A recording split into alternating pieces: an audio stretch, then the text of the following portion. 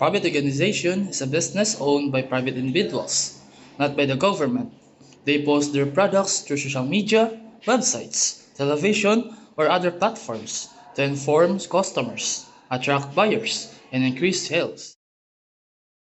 Good day everyone! So we are here to learn how a private organization uses digital media for marketing, branding, and connecting with customers.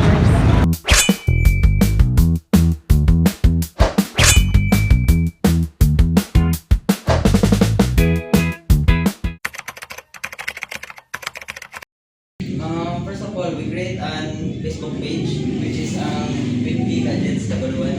And then we got post sa mga units like cellphone, mga accessories.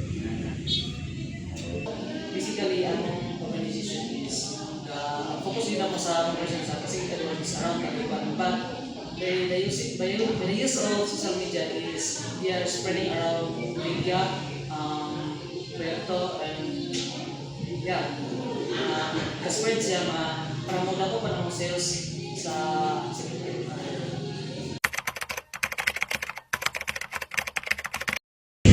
We do constant posting every day.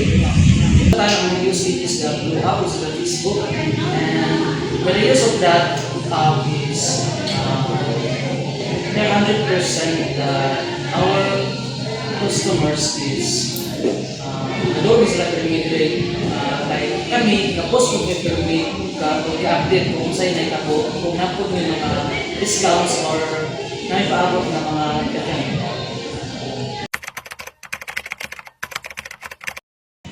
Dako ko siya tabang sa mga apel kung sa mga customers po.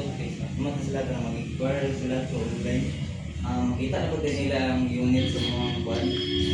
Sa online na po nila makita ang unit. Then makakana sila sa kanang process dito rin. Pwede rin sila makakana through silang cellphone na dito. Hindi na sila kailangan mag-ibig rin. Kung makani na sila dahil kabalon sila sa yung buhaton dito.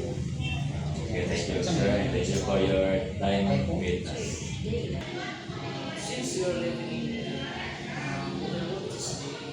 technology, so television media is spreading around the world. So ang sakit na gawan ko is they are using that to provide the best quality of our organization so that the competitors or mga customers is ilang labi kang makita kasi na sa mong kuan ang product and kami po kasi po maybe the best quality sa product. Based on the interviews, digital media is very important for private organizations. They use Facebook to promote their products, post updates, and communicate with customers. Regular posting helps them attract more customers and stay competitive.